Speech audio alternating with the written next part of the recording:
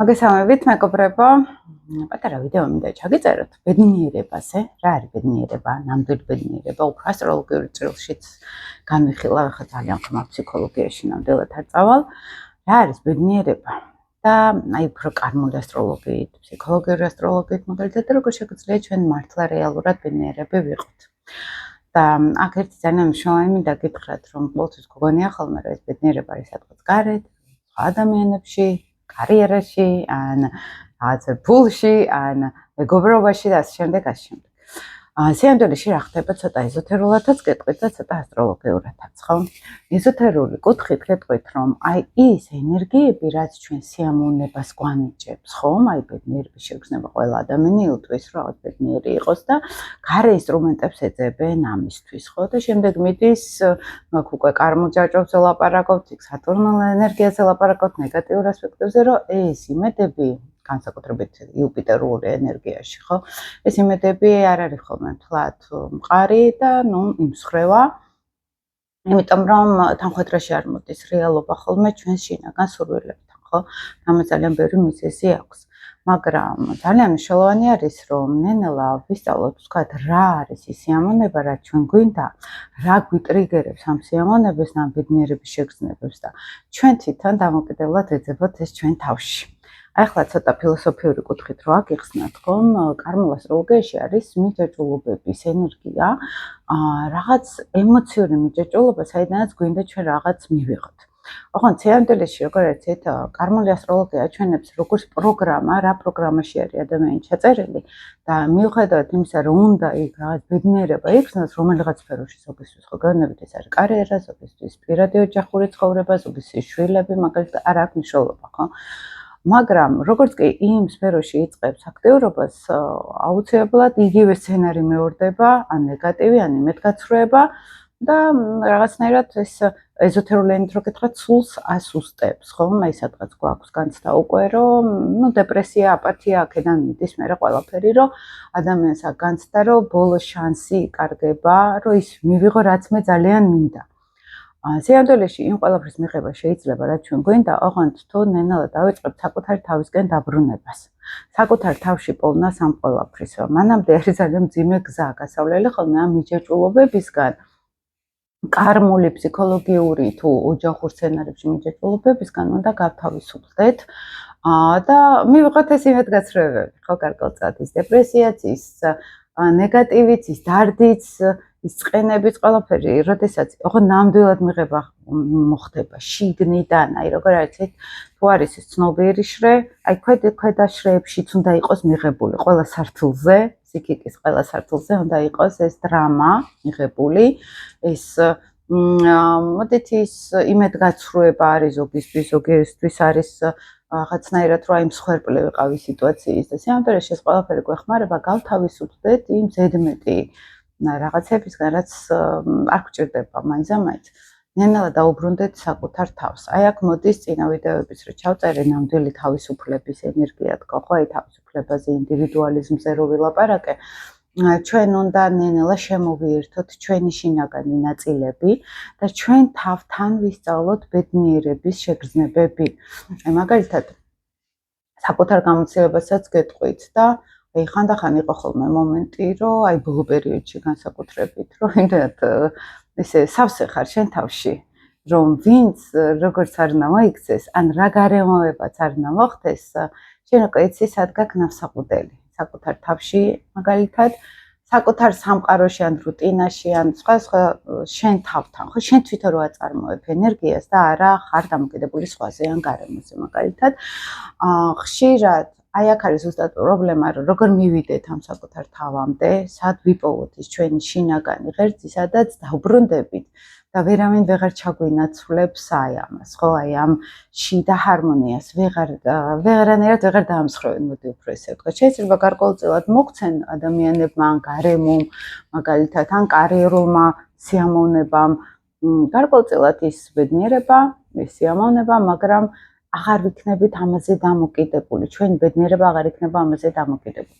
როდესაც მე იმპულსურად ხდები ბედნიერი, როგორც კი ან სხვასთან ვარ ურთიერთობაში, ან რაღაცა კარგი ხდება, ავტომატურად მე ჩემ სულში ის მიტრიგერებს რა რესურსიც მაქვს იმ ხიარულების, ბედნიერების, სიამოვნების, ოღონდ ვერ ვიჭერ ამას ჩემ თავში, ხო, სადღაც როგორც კი ის არ ხდება, რაც მე მინდა გაედინება ჩემგან და ვკარგავ სადღაც იმ შეგრძნებას, რომელიც ამ დროს ჩემი არის. ამ დროს ის მე ვიგრძენი ჩემას ხეულმა, ჩემა ემოციამ მიგრძნო, ხო, მაგალითად და გგონია რომ ეს ემოცია რაც ჩვენ ვიგრძენთ, ის გარედან იყო პროვოცირებული, ის გარე თემასთან იყო მიჯაჭვული. სინამდვილეში ეს ჩვენში იყო, ჩვენ გვაქვს ამის უნარი. მაგალითად თუ არის რომ აი ძლიერი სიყვარული აქვთ, ხშირად მოდიან ხოლმე ჩემთან რაღაც ძალიან იმედგაცრუებით სიყვარულში, პირად ურთიერთობებში მაგალითად და ძალიან დარჩი და განცდებში, ხო?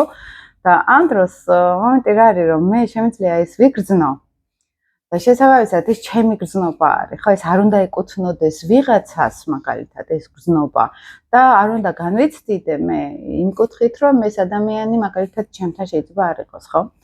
ესე იგი მე თუ ამის უნარი მაქვს, რომ მე ეს ვიგრძნო, მე შემიძლია ვიყო ამ გრძნობაში მუდმივად, აი ამ ბედნიერებაში მუდმივად, ხო, შინაგან. ყველაზე საინტერესო რა ხდება, იცით მეგობრებო, რომ როგორც კი აი ეს მთლიანობა არის ადამიანში, ეს შინაგანი უპირობო მიღება საკუთარი ემოციების, საკუთარი სამყაროსი, გარეთაც რაღაცები ლაგდება მერე. მაგალითად, აი ეს თავიდან რომ გითხარით კარმული პროგრამა, რომ აი ხმეც მქონია ესეთი, აი რაღაცა ტოქსიკურ ველში რო ხარ და თერაპიაზე ძალიან ღრმად ოყონთ რომ გამივლია და ნუ იქ ვერ მივედი ვერანაირ დასკვნამდე, გამოვედი და რაღაცნაირად ვფიქრობ, სულ თვითრეფლექსიაში ვარ და ფიქრობ და უცებ მივხვდი რომ აი შეხვდები იმ ნაწილს, რომ უბრალოდ სხვა არ იცი. აი ამ ტოქსიკური ველიდან რომ გამოხვიდე, საერთოდ უცებ მივხვდი რომ შეიძლება ამის აქედან გამოსვლა და თან ისიც ვიგრძენი რომ ამ ველში იმდენად ბუნებრივად ვარ, რომ აი სულ ისევ იგივე რო გითხრათ წია ვიდეოებიდან ციყვირო ვორბალში ტრიალებს, ხო? ოღონდ ეს ისე გაუცნობიერებლად ხდება, რომ საერთოდ ვერ ხვდებით, ხო? და ნუ მერე მოდის ის უარყოფითი ემოციები, ხო? სადღაც ის იმპულსი რომ მინდა და არ არის. აი ეს მუდმივი იმპულსი. ამიტომ ცოტა ღრმა სამუშაოც არის ხოლმე მანდ თერაპიულად, რომ რა სცენარში არის ადამიანი აქ პირად ურთიერთობებს რაც გააჩნია, კარიერულ თემებს რაც გააჩნია, ხო, უფრო მივდივართ ხოლმე იქ ოჯახურ მოდელებზე, ფსიქოლოგიურადაც და ეს ძალიან კარგად ჩანს ასტროლოგიური პირად რუკაში ხა გოლახდელთ რო გითხრათ, 1-2 წლის თერაპიის დაზოგვა არის ხოლმე კარგი ასტროფსიქოლოგიური კონსულტაცია პირდაპირ ხედავთ. როგორც ეს გვაქვს ფაქტიურად ანალიზები და ვუყურებთ უკვე სად უნდა იმუშაოს ადამიანმა, ხო? აი ესე შეუძლია კარგად ასტროფსიქოლოგიას დაინახოს ადამიანის აი ეს ტრამვები მთავარი, რაზე უნდა იმუშაოს, გაცნობიერებინოს ბევრი სხვა ფაქტორი ხა თერაპიაზე რომ მივდივართ, ჩვენ ვიწყებთ აი ძალიან ნელა გაცნობიერება ხდება ნაბიჯ და აქ ფაქტობრივად ყველა სფერო ჩანს ასტროლოგიაში, პირად რუკაში და ყველა სფეროს გაცნობიერება ხდება ფაქტობრივად, ნუ გააჩნია ხა ადამიანს, გააჩნია ხა პრობლემასაც, ზოგჯერ 1-2 სფერო ხდება მთავარი კონცენტრაციის ობიექტი მაგალითად, მაგრამ ძირითადად მთლიანობაში ჩანს ყველაფერი და აი აქედან გამომდინარე, ნინოლა ჩანს, რომ ადამიანი რატო არის დაშორებული საკუთარ თავთან, რა არის ამისი მიზეზები, სად ჩამოშორდა აი ამ შინაგან მთლიანობას, მაგალითად, აქ სულთა კარმულ ჯაჭვში მივდივართ, კარმულ პროგრამებში მივდივართ, საერთოდ რომ ვერ ვხედავთ ამას, აი გენდებით როგორც ციყვი ბორბალში ისევ ტრიალებთ აბსოლუტურად გაუცნობიერებლად. აქ ძალიან მნიშვნელოვანი არის გამოვიდეთ ამ სცენარიდან და ვისწავლოთ შინაგანად მივიღოთ აი ეს დადებითი ემოციები და ვისწავლოთ ამის შენარჩუნება უპირობოდ. და აქ რა არის მთელი რელიგიაც, ფილოსოფიაც იმას ამბობს, რომ ადამიანში არის მთელი სამყარო. ადამიანში არის ყველაფერი, გარემო არის უბრალოდ დატრიგერება. ყველაფრის რამდენიც შეგიძლია უპირობოდ იყოს საკუთარ თავთან კონტაქტზე, შეინარჩუნო ეს შენი შინაგანი პოზიტიური ენერგია და პოზიტივს იმას კი არ გულისხმობ, დღეს კარგ ხასიათზე ვარ და ბედნიერი ვარ. ეს უფრო დოპინგის ეს არის რაღაც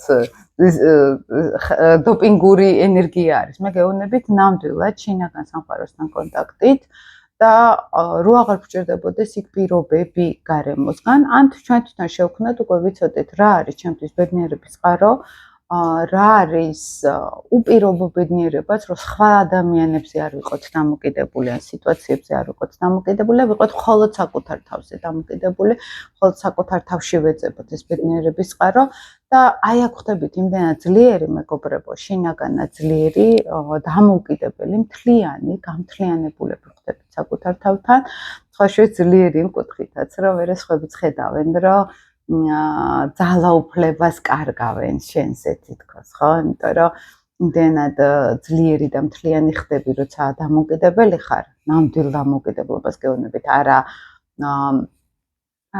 ზურგი აქციო ადამიანებს მაგალითად და არამედ შინაგანად, როცა სხვა ადამიანების ქცევა აღარ მოქმედებს შენზე, აღარ ხდის ან უბედურად, ან ბედნიერად, ესე რა თქვა, ხო? და აი აქ მოდის მართლა რეალური ძალაუფლება საკუთარ თავთან და ამით კარგავენ სხვები ძალაუფლებას და ხედავენ შესაბამისად როგორც ძლიერად ან მოდიან შენთან ან გერიდებიან, ხო, გარკვეულწილად, ხო?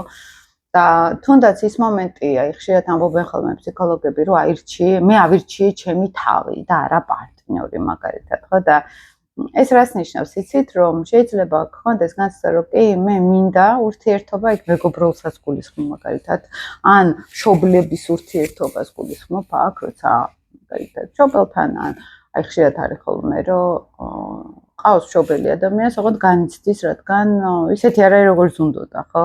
დააკლდა ძალიან ბევრი რამ, ხო? და თუნდაც ის მომენტი, რომ მე ხედავ ამ ყველაფერს, მე ვიღებ, მაგრამ მე ჩემ თავისკენ ბრუნდები და მე ეს აღარ დამანგრევს, ხო? ანუ ჩემს ემოციურ სისუფთავეზე ვზრუნავ, ჩემს ენერგეტიკულ სისუფთავეზე ვზრუნავ. აი ეს არის ძალიან მნიშვნელოვანი, ხო? აქ უფრო ეზოთერული და უფრო მაღალი არსი აქვს ჩემი აზრით ამ ყველაფერს, იმიტომ რომ ჩვენ როდესაც ნეგატიურ ემოციებში ვართ, ვიღაცეების ან რაღაცეების მოვლენების გამო და შეიძლება ეს რაღაცა იმხელა მძიმე იყოს და ისეთი ტრაგედია იყოს, ახლა იმაზე კი არ არის, რომ სუბუქ ისტორიებს ვყვებით, ხო? ახლა ზოგს მაგალითად ოჯახის წევრი ყავს ძალიან მძიმე მდგომარეობაში, ზოგი საყვარელ ადამიანს კარგავს, ან რაღაცა ძალიან მძიმე მომენტები არის, ხო? მაგრამ აი ცოტა უფრო რელიგიური გაგებით ეს შემთხვევით არ ხდება. ჩვენ უნდა ვისწავლოთ ნენელა დამოუკიდებლად საკუთარი თავისკენ წასვლა. ჩვენ აღარ უნდა ვიყოთ დამოკიდებული ჩვენი ბედნიერება, ჩვენი ემოციური სისავსე სხვა გარემოზე, სხვა ადამიანებზე.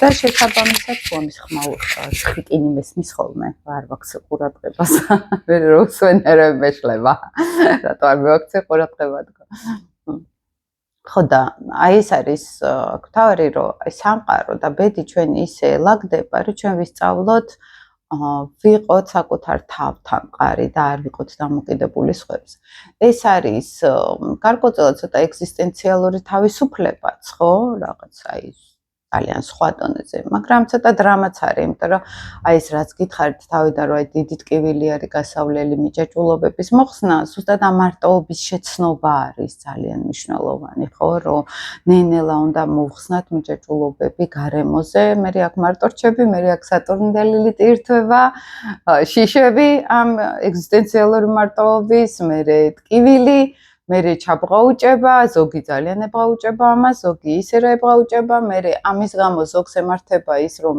ეშინიათ ახლო ურთიერთობების, მიჯაჭვულობების, ზუსტად ამიტომ, რომ ამ მიჯაჭვულობებში თავს კარგავენ შინაგანად მაგალითად და გარბიან მერე ამ ყველაფრისგან, ოღონდ სიამდვილეში შიგნით მიჯაჭვულები არიან, ოღონდ გარეთ გარბიან და ესეც ოკეი არის.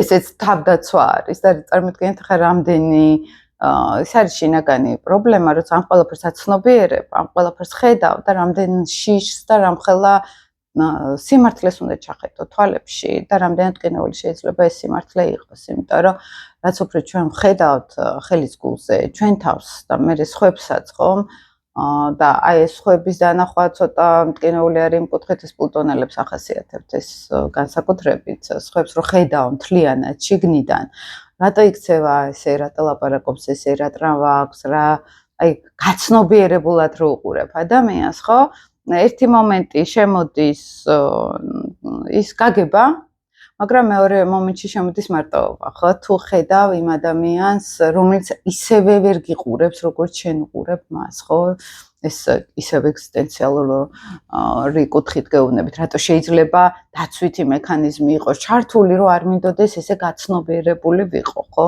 რომ ამ გაცნობიერებაში კიდევ უფრო შემოდის მარტოობა, კიდევ უფრო შემოდის ღირებულების თემა, ანუ რაც უფრო გაცნობიერებული არის ადამიანი, ხო? ის ეზოთერული კუთხით მით უფრო იმის ენერგეტიკული ველი იზრდება.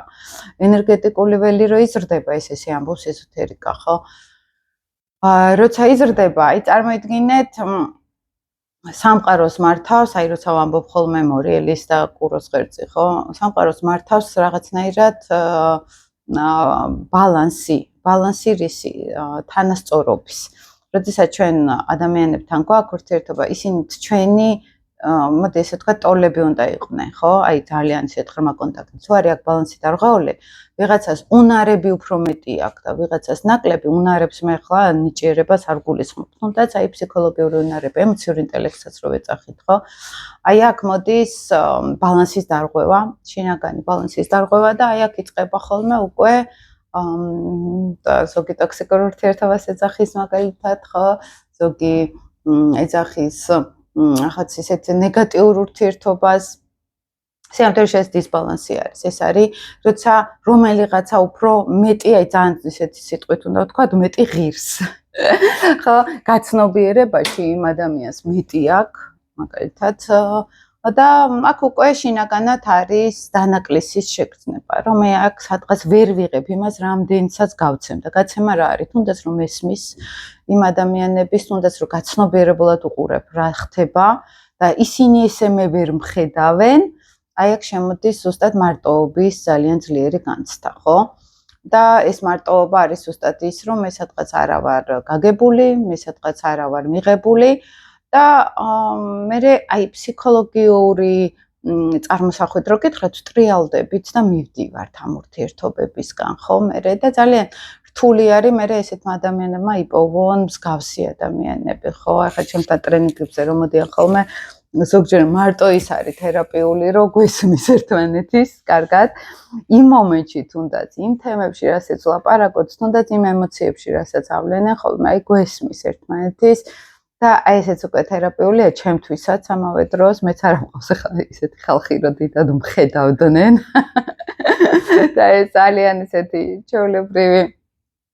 ჩვეულებრივი ამბავი არის ალბათ და სადღაც თერაპიული მომენტი არის, რომ იმ მომენტში ჩვენ ხედავთ ერთმანეთს, ვართ გულწრფელები, ვართ გახსნილები და ვართ ღია ერთმანეთის ემოციების მიმართ, ხო, რაც გვაკლია სინამდვილეში ყველას, ხო? და აი ამასაც აქვს თავისი ფასი მერე, მაგრამ აი ამ ფასში ახლა მოგიყვებით აი ევოლუცია როგორ მიდის, ხო, მაგალითად გაცნობიერებულობის.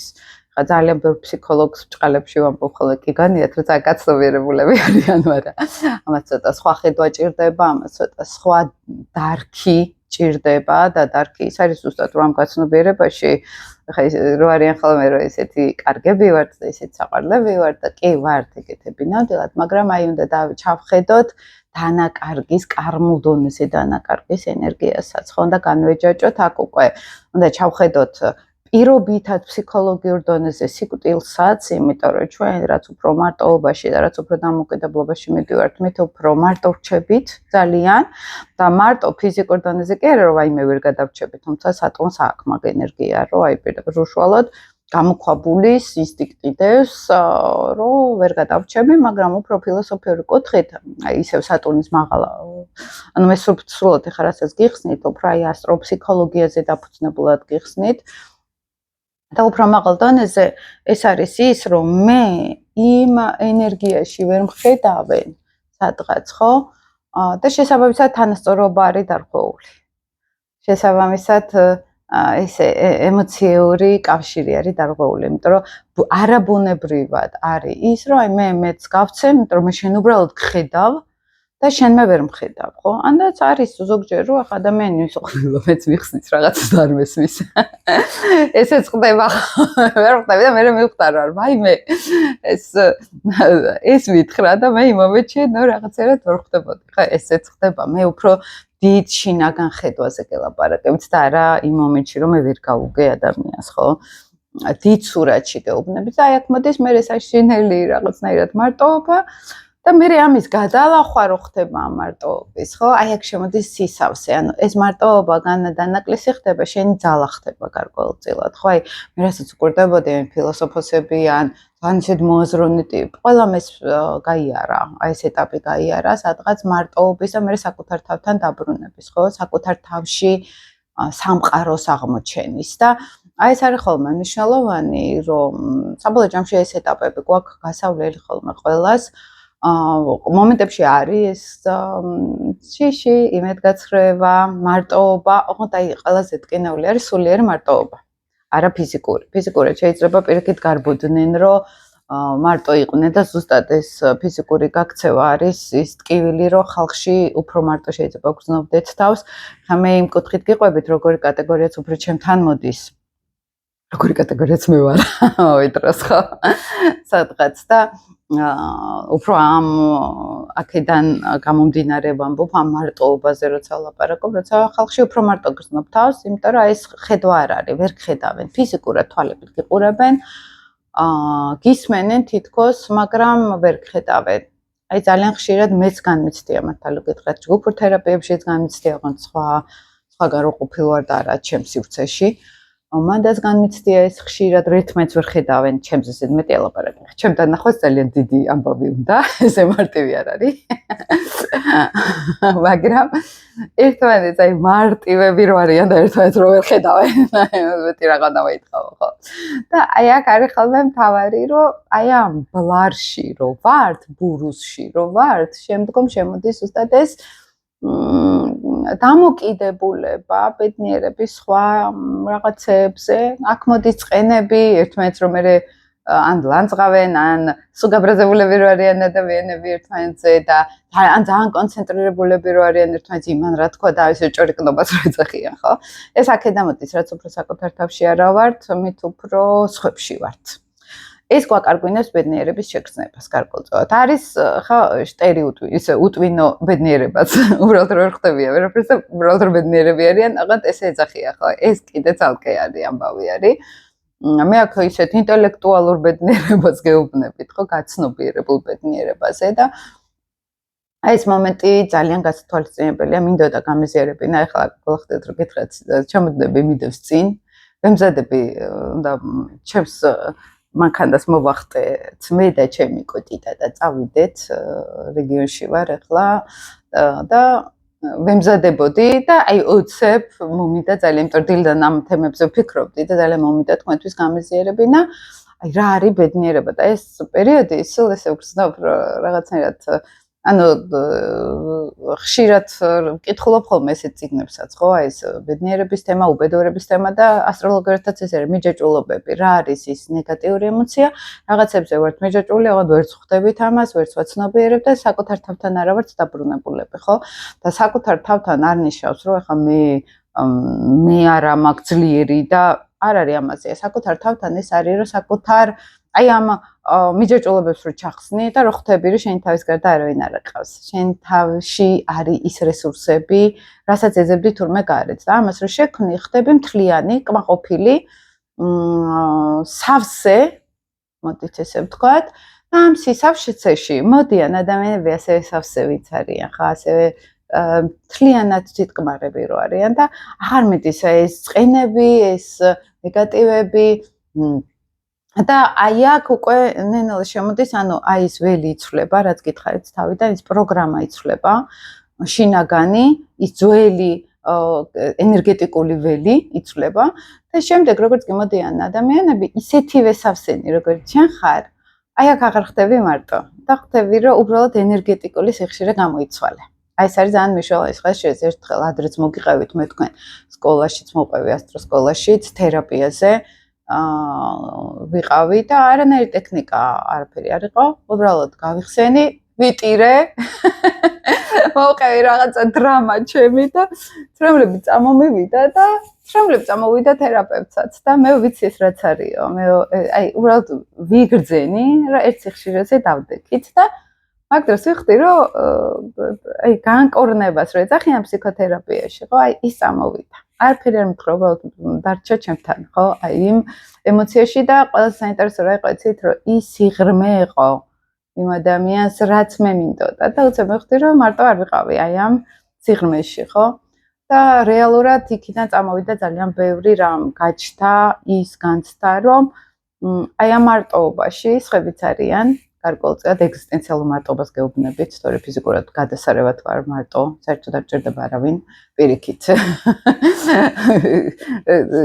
ჩემს სივრცეს, პირად სივრცე ძალიან ისე კომფორტულად მაქვს. ზოგადად გულისხმობ ეგზისტენციალურ თემას ბევრი იპოვის, ახლა საკუთარ თავს ამ საუბარში სავარაუდოთ და აი ეს ყოფილა ზუსტად რომ სიხშირე იცვლება. შემოდიან ხალხი უკვე რომლებიც შენ სიხშირეზე არიან და აღარ იმ ეგზისტენციალურ თემაში მარტო ხო სადღაც და საბოლოო ჯამში არის ის რომ ის ველი ენერგეტიკული ამას ესოთერიკა ამბობს უკვე როცა იცვლება ეს ენერგეტიკული ველი ხო გამოდიხარ ძველი პროგრამიდან ხდება გასუფთავება იმ ძველი ნეგატიური ენერგეტიკული ველის ფსიქოლოგია ამას როგორც ფსიქოლოგიურ ბლოკებს ეძახის ესოთერიკა ამას სიხშირეს ეძახის როცა აი ის რო გაგეხსნათ ხო ყველანაირი მიჯაჭვულობა ფსიქოლოგიური ესოთერულ სფეროში არის ეს წარმოქმნილი, როცა აურაში იჭედება შავ ენერგიას ეძახიან, ან მძიმე ენერგიას, რომელიც აჯაჭვებს უფრო მძიმე ქვედა ვიბრაციებში.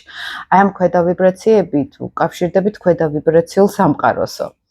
და შესაბამისად, ტრიალებთ აი ამ ველში, მსგავსი ზიდავს თემაში ვართ მერე. და როდესაც თავისუფლებით ამ მიჯაჭვულობებისგან მოდის სიმსუბუქე, მოდის პოზიტივი. აი ამ პოზიტივზე მე შემდეგი გამოცდები არის, რამდენ შეგვიძლია ამ პოზიტივის დაჭერა. დაგანახეს, შენარჩუნება შეგიძლია თუ არა. აი მე ამ თემაში ახალი გამოცდები იწყება. მე კიდე იზრდება დანაკარგების პროვოცირება, ხო, სადღაცა თუ საბოლოო ჯამში ის ესე მოიქცა, იმან ესე გააკეთა, ამან ესე გააკეთა, მაგრამ შენ სივრცეში მაინც კარგად ხარ. უკვე ველი იცვლება, უკვე ესეთი ხალხიც აღარ მოდის შენთან, ხო? აი ეს არის ძალიან მნიშვნელოვანი და ძალიან რთული არის ეს გზა, გულახდილად რო გითხრათ. აი თერაპიულ პროცესშიც ახლა ჩემთან რომ მოდიან ზოგი უბრალოდ თერაპიულად დადის ხოლმე და აი ამ ველში ძალიან კარგად იგრძნობა ის სიხშირის ცვლილება, ხო? აი თავის თავს ნენელა სხვადასხვანაირად ხედავენ, სხვადასხვანაირად გრძნობენ უკვე და ხედავენ რომ რაღაც სერიოზული შეიცვალა ეს უბრალოდ განწყობა და რაღაც დოპინგური ემოცია კი არ შეიცვალა, რომ დღეს ერთი კვირა კარგად ვარ და მერე ცუდად. რაღაც სერიოზულად შეიცვალა, გარემოც შეიცვალა მათთან. ესე ხდება ეზოთერული კუთხით, ესე არის ენერგეტიკული ველი იცვლება და სხვა სიხშირეზე გადადივართ, ხო? სხვა დონეზე გადავდივართ, ესე რომ ვთქვათ. მოკლედ ეს მინდოდა მე თქვა მეც აღარ მინდა ძალიან დავიგვიანო გზაზე. გავფრინდები ეხლა დედაქალაქისკენ, თქვენ კიდე წარმატებებს გისურვებთ, დამილაიქეთ, ან მოიწონეთ, ან ვიცი, კომენტარები დამიწერეთ, მაინტერესებს თქვენი აზრი ამ ყველაფერზე და გისურვებთ მთლიან საკუთარ თავთან ჰარმონიულ ბედნიერებას, რომელიც უპირობო არის და არც საიდან არ მოდის, ეს არის საკუთარი ენერგიის ამოყვანა, დანახვა, დაფასება და საკუთარ თავის მიღება, ხო, ეს ძალიან ეგზისტენციალურ, ფილოსოფიურ, ეზოთერული, სულიერი თემა არის და დროებით მეგობრებო.